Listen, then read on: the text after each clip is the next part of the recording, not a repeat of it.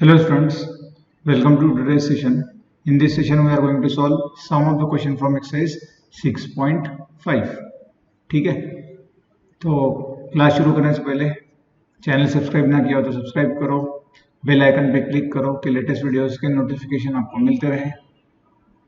ठीक है, तो चलो शुरू करते हैं इस सेशन में एक्सरसाइज 6.5। प्रीवियस सेशन में हमने देखा था Pythagoras theorem. Right, Pythagoras theorem क्या होता है उसका प्रूफ भी हमने देखा था। फिर कॉन्वर्स ऑफ पाइथागोरस थ्योरम, उसका भी प्रूफ हमने किया था। किसी को ये नहीं हो पता और प्रूफ याद करना हो, देखना हो कैसे किया था, तो प्रीवियस वीडियोस जाकर देख लो। अभी हम सिर्फ इसका यूज करेंगे। ठीक है, ना भी याद हो तो कोई टेंशन नहीं, यूज करेंगे तब हमको क्लियर हो जाएगा। भी फर्स्ट क्वेश्चन में प्रूफ देखना हो तो पिछला जा सकते हो, यूज करना हो तो डायरेक्टली हम यहाँ यूज करेंगे। Now question number 1 from exercise 6.5। क्या पूछ रहा है आपसे? Sides of triangles are given below, determine which of them are right angles, in case the right angle triangle, write the length of the hypotenuse. देखो Pythagoras theorem ने क्या बताया था हमको, कोई भी अगर राइट एंगल ट्रायंगल हो,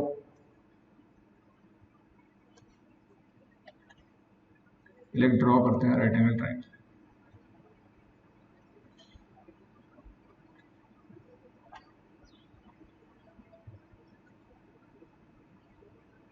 ये ए बी सी ट्रायंगल है, right angle eight point B. तो जो हाइपोटेनस होती है, हाइपोटेनस मतलब सबसे बड़ी साइड होगी राइट एंगल ट्रायंगल। ठीक है ना, ये तो पता है आपको। तो जो हाइपोटेनस का स्क्वायर होता है वो होता है sum of the squares of adjacent sides. मतलब ये ए सी स्क्वायर होगा, A B square plus B C square. मतलब ये दो जो एडजेसेंट साइड्स होंगी, मतलब छोटी वाली साइड्स, बड़ी साइड्स को छोड़ के। इन छोटा बोल सकते हो जो बड़ी साइड होगी उसका स्क्वायर इक्वल्स टू जो बाकी बची हुई दो साइड्स है उनकी लेंथ का स्क्वायर का सम, वो होगा आपका हाइपोटेनस का स्क्वायर। ठीक है ना, ये आपका पाइथागोरस थ्योरम बताता था। और कॉन्वर्स ऑफ पाइथागोरस थ्योरम क्या बताता था आपका? अगर ये कंडीशन सेटिस्फाई हो कि एक साइड का square is equal to square of sum of square of other two sides, तो वो राइट एंगल ट्रायंगल होता है। वाइस वर्सा, ऐसा है ना। तो यही हमको यूज करना है। ठीक है, तो चलो फर्स्ट वाला इसमें देखो क्या बताया आपको, 7, 24 और 25 ये किसी ट्राइंगल के साइड्स होंगे। जैसे मैं लिख देता, अगर कोई भी ट्राइंगल हो 24 एंड 25। देखो मैंने बड़ी साइड जो है वो 25 जो थी वो मैंने हाइपोटेनस को दी। तो इन दोनों साइड्स का स्क्वायर का सम इज इक्वल टू 25 का स्क्वायर अगर आ जाता है तो ये राइट एंगल ट्राइंगल के साइड्स होंगे by using converse of Pythagoras theorem. ठीक है, तो चलो चेक करते हैं। 7 का स्क्वायर निकालो, 24 का स्क्वायर निकालो, सॉल्व करना शुरू करो। 7 का स्क्वायर कितना होगा? 49। 24 का स्क्वायर होगा, बताओ क्या होगा? थोड़ा सा जगह बना लेते हैं यहाँ पे। हाँ बताओ।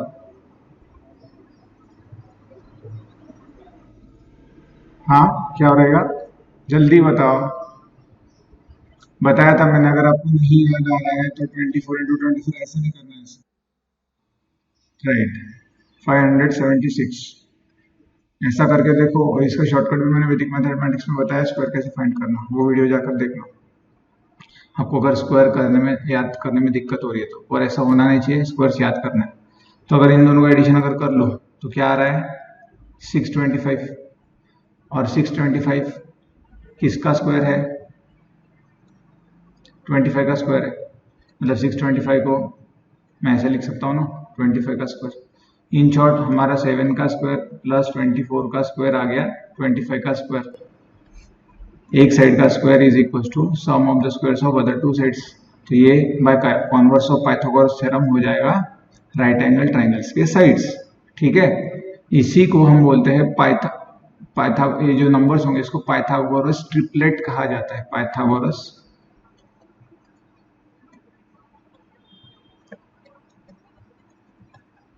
ट्रिपलेट्स मतलब ऐसे नंबर्स जिनको मैं ऐसा ऑर्डर में लिखूं, स्मॉल फिर ग्रेटर, है ना। तो जो सबसे बड़ा होगा उसका square equal to square of sum of squares of other two numbers होगा। ठीक है ना। तो ऐसे जो भी पाइथागोरस ट्रिपलेट है आपके स्टार्ट के एटलीस्ट वो याद कर लेना चाहिए कि देखते ही आप बता सको कि राइट एंगल ट्राइंगल की साइड सही या नहीं, या अगर दो दिए हो कोई भी तो आपको थर्ड फट से लिखते आना चाहिए क्योंकि वो आपको याद हो जाएंगे, है ना। तो यहाँ पर सिर्फ इतना लिख देंगे एज, ये चाहो तो ऐसा लिखो, convert by using converse of Pythagoras theorem, square of one side is equals to sum of the squares of other two sides. Therefore, these are the Pythagoras triplets. Therefore, these are the lengths of sides of a right angle triangle. ठीक है, ऐसा लिख लेना, मतलब जो समझ में आए इन शॉर्ट या जो पूछा है वो लिख दो। दूसरा उसने इसके अंदर पूछा है कि हाइपोटेनस का लेंथ बताओ, हाइपोटेनस का लेंथ क्या रहेगा, जो सबसे बड़ा साइड रहता है। अगर राइट एंगल ट्राइंगल होगा तो भी तभी हमारी हाइपोटेनस आएगी। दूसरा कोई ट्राइंगल हो, आइसोसेलेस ट्राइंगल हो, तो उसमें हम बोलते हैं क्या हाइपोटेनस है करके, नहीं ना, इक्विलैटरल ट्राइंगल में बोलते हैं हम, सिर्फ राइट एंगल ट्राइंगल में ही हाइपोटेनस वर्ड आया है। और हमको पता है राइट एंगल ट्राइंगल में जो सबसे बड़ी साइड होती है उसी को हम हाइपोटेनस कहते हैं। तो जो फर्स्ट है ये पाइथागोरस ट्रिपलेट है, तो 25 क्या रहेगा आपका हाइपोटेनस का लेंथ रहेगा, ठीक है ना। अब सेकंड चेक कर लो फटाक से, 3 8 6, तो सबसे बड़ी साइड, हाँ 8 का स्क्वायर क्या आना चाहिए आपका, 3 और 6 के स्क्वायर की सम कितना, तो सेकंड वाला 3 8 और 6 चेक करना है। तो 3 का स्क्वायर 6 का सॉल्व करो, 9 प्लस 36, इनका एडिशन कितना हो रहा है 45, राइट। और ये इक्वल्स टू 8 का स्क्वायर है क्या 64, मतलब ये 8 का स्क्वायर है क्या, नहीं, मतलब हम लिख सकते हैं 2 square plus 6 square is not equals to 8 square. सबसे बड़ी साइड का square is not equals to sum of the squares of other two sides, यानी 3 6 and 8 are not Pythagoras triplets नहीं है, तो ट्रिपलेट्स नहीं है अगर ये पाइथागोरस थ्योरम के, तो ये साइड्स नहीं है किसी के, किसके, राइट एंगल ट्राइंगल के। Therefore 3 6 and 8 are not sides of right angle triangle. ये लिख लेना लास्ट में, सिंपल, यही तो पूछा था। अब अगर राइट एंगल ट्राइंगल ही नहीं है तो फिर हाइपोटेनस का साइड का तो क्वेश्चन का कोई मतलब ही नहीं बनता है सेकंड में, ठीक है ना। तो इसी तरीके से आपको थर्ड और फोर्थ सॉल्व करना है, समझ गए सब लोग। अब देखो मुझको पाइथागोरस ट्रिपलेट याद है, इसलिए मैं बोल सकता हूँ कि फोर्थ वाला जो है ना ये राइट एंगल ट्राइंगल है, 13 का स्क्वायर आएगा 12 के स्क्वायर और 5 के स्क्वायर के सम कितना, ये पाइथागोरस ट्रिपलेट। तो मैंने क्योंकि मैंने याद रखा है 5 12 और 13, और एक और होता है हमारा 3 4 5, पाइथागोरस ट्रिपलेट है। तो जो पास पास के वो याद कर, ये तो देखकर ही समझ में आ जाता है, नहीं ये करके, सिर्फ आपको थोड़ा सा स्टेप्स में लिखना है। तो चलिए सेकंड क्वेश्चन की तरफ। सेकंड क्वेश्चन एक्सरसाइज 6.5 क्या बोल रहा है, पूछ रहा है आपसे, P Q R is a triangle right angle at P. तो ये देखो मैंने बना लिया था पी, और यहाँ पर क्या आएगा क्यू और R, and M is a point on Q R पे एम है, कहीं पे एक पॉइंट है, सच दैट पी एम से आपने परपेंडिकुलर ड्रॉ किया तो क्यू आर पे परपेंडिकुलर आता है। इन शॉर्ट ऐसे दिया है, अगर आप पी से परपेंडिकुलर ड्रॉ करो क्यू आर पे तो एम पे परपेंडिकुलर पड़ेगा, एम पे, ठीक है ना। तो यहाँ पर ये राइट एंगल परपेंडिकुलर ड्रॉ करना है ना 90 डिग्री, अगर एक लाइन सेगमेंट दूसरे पे परपेंडिकुलर मतलब वो 90 डिग्री का एंगल करती है, ये याद होना चाहिए। Show that P M square equals to Q M into M R. अब मैंने बताया था पहले भी ऐसा क्वेश्चन कि जब भी आपको किसी साइड का square is equals to product of two sides हो तो उसको रेशियो में लाने की कोशिश करो, तो आपको समझ में आएगा आपको करना क्या है। जैसे इस केस में इसके दो पॉसिबिलिटीज है लिखने के, ठीक है, दो पॉसिबिलिटीज है। एक तो मैं ऐसा कर दूं P M into P M equals to Q M into M R, ठीक है। क्यू एम को लेफ्ट में भेज दो और PM को नीचे राइट में भेज दो तो क्या दिखेगा मुझको, PM upon QM is equal to MR upon PM। ये एक हो सकता है, या दूसरा QM को भेजने की जगह MR को लेफ्ट में भेजते तो दूसरा आपका क्या दिखता आपको, PM upon MR is equal to QM upon PM, ये दिखता है, दोनों में से एक। अब दोनों में से देखो ये जो रेशियो बन रहा है ये कौन से दो ट्राइंगल्स के साइड्स का करस्पॉन्डिंग साइड्स का रेशियो। तो ऊपर वाले पहले देखेंगे तो हमको थोड़ा बहुत समझ में आया। देखो PM ये मैंने हाईलाइट किया PM, फिर MR ये किस साइड का, MR ये वाली साइड, मतलब ये ट्राइंगल बना लिया ना इसमें, पहले इसने ये वाला ट्राइंगल बना लिया, ठीक है ना, ये एक ट्राइंगल बन गया। उसके बाद QM कहाँ पर है, यहाँ पर, और PM ये वाला है, मतलब ये वाला ट्रायंगल बन गया। तो हमको दो ट्रायंगल्स मिल गए जिसके करस्पॉन्डिंग साइड्स का रेशियो ये दिया था। तो पहले से मिल रहा है तो पहले यूज करेंगे, सेकंड से यूज करना है तो सेम प्रोसेस सेकंड के लिए लगेगी। अब देखो इन छोटा अगर रेशियो इक्वल दिया है मतलब ये दोनों सिमिलर प्रूफ करने पड़ेंगे। अगर मैं सिमिलर प्रूफ कर दूं ट्रायंगल 1 एंड ट्रायंगल 2 को तो मैं उनकी साइड्स का रेशियो, करस्पॉन्डिंग साइड्स का रेशियो इक्वल लिख सकता हूँ। ये थ्योरम तो हमको पता है। और अगर हम ऐसा लिख पाएंगे तो PM को इधर भेज देंगे, QM को इधर मल्टीप्लाई कर देंगे, ऐसा आ जाएगा। मतलब इन छोटे जो हमने लाया है ये उल्टा लिखना शुरू कर देंगे, इससे ये लिखेंगे, इससे ये लिखेंगे, आपका प्रूफ हो जाएगा, सिंपल। तो ऐसा थॉट प्रोसेस आपका चलना चाहिए क्वेश्चन कभी भी सॉल्व करते हो तो, नहीं तो फिर ज्योमेट्री से रिलेटेड क्वेश्चन जल्दी बनेंगे नहीं। ठीक है, तो चलो स्टार्ट करते हैं फिर। ट्रायंगल 1 और ट्रायंगल 2 को आप इक्वल सिमिलर प्रूफ कैसे कर सकते हो, हमने प्रूफ किया है। ये पाइथागोरस थ्योरम प्रूफ करने से पहले हमने प्रूफ किया था, फिर भी हम रिवाइज कर लेते हैं। देखो पहले ट्रायंगल्स के नाम लिखो तो आपको समझ में आए थोड़ा सा। In triangle PMR and triangle PMQ, ठीक है। तो देखो 90 डिग्री बने ना, वैसा वाला एंगल आपका नाम रखना चाहिए, ठीक है। तो दोनों में M जो है वो 90 डिग्री तो है, ठीक है ना। P भी दोनों में कॉमन था तो वहां से स्टार्ट किया, इधर PR इसका हाइपोटेनस है फर्स्ट वाले का। तो देखो PR फर्स्ट आ रहा है ना, 1 to 1 कॉरेस्पॉन्डेंस ध्यान दे रहे हैं। सेकंड में PQ हाइपोटेनस है तो PQ देखो 1 to 1 कॉरेस्पॉन्डेंस है ना, इसमें भी फर्स्ट और थर्ड हाइपोटेनस फॉर्म कर रहे हैं, इसलिए हमने ऐसे नाम लिखा है। 1 to 1 करस्पॉन्डेंस पे फोकस करना चाहिए तो सॉल्व भी इजी होगा, मार्क्स भी पूरे मिलेंगे। ठीक है, चलो अब कैसे प्रूव करना है एंगल्स। एक तो एंगल पता है हमको, M एंगल और M एंगल दोनों 90 है दोनों ट्रायंगल्स में, ये तो क्लियर है। अब कोई और दो, कोई भी एक ट्रायंगल हमको इक्वल बता देना है, थर्ड तो एज ऑब्वियस होता ही है, ठीक है ना। तो मैं क्या करता हूँ, जो हमको ये प्रूफ करना है वो पहले हम थोड़ा सा लिख लेते फटाफट। देखो ये एंगल अगर मैंने x माना, ये वाला एंगल इधर का v का, ये सब कुछ हटा देते हैं।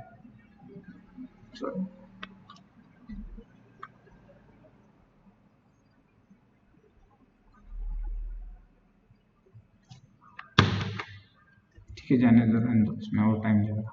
देखो ये वाला एंगल जो है x है और ये 90 डिग्री है। देखो सेकेंड ट्राइंगल में ये 90 डिग्री, ये x है, तो ये एंगल कितना होगा बाय एंगल सम प्रॉपर्टी। आपको पता है ना, सारे एंगल्स कोई भी ट्राइंगल हो तो उसमें ये एंगल 1, ये एंगल 2, ये एंगल 3, तो एंगल 1, एंगल 2 और एंगल 3 का मेजर का सम 180 होता है।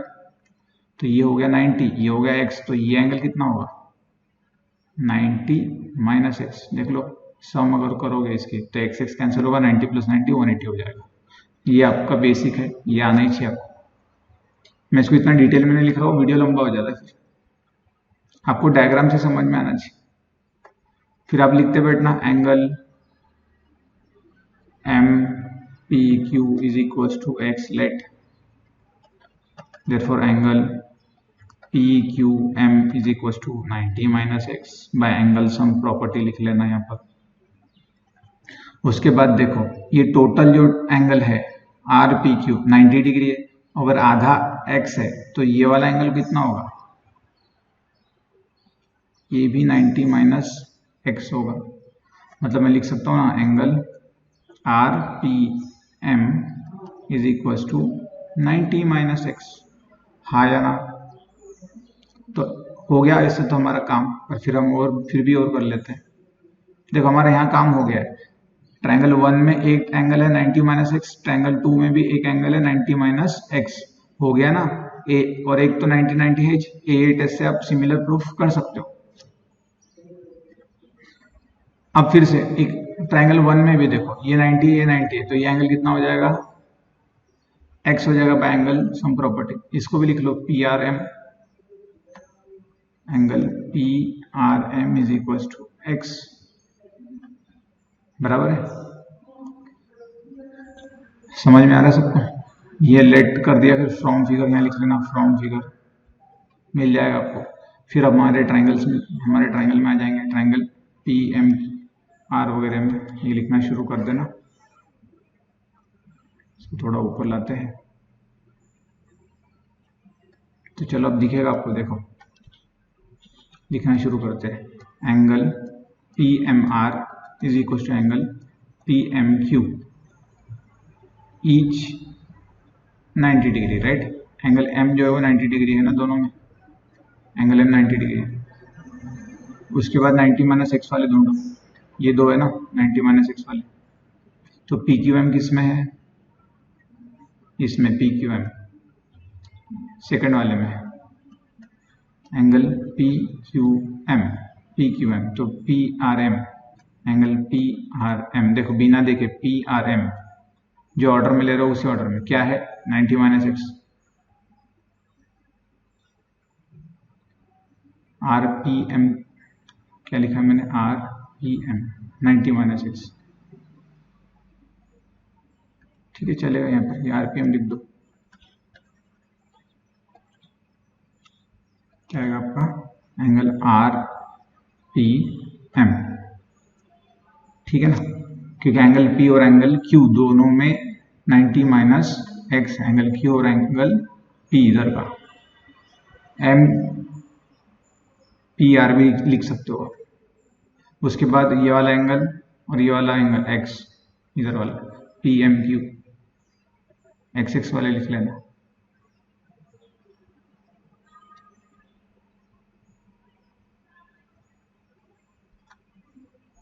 चलो angle R P R M,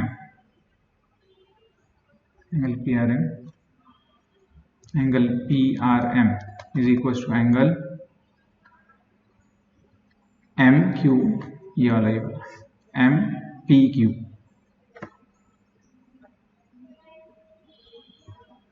M P Q, ये आया आपका 90 माइनस एक्स ईच, ऐसा लिख लेना। यहाँ लिखेंगे ईच एक्स, है ना। तीन एंगल्स इक्वल हो गए, therefore triangle P M R is similar to triangle P M Q.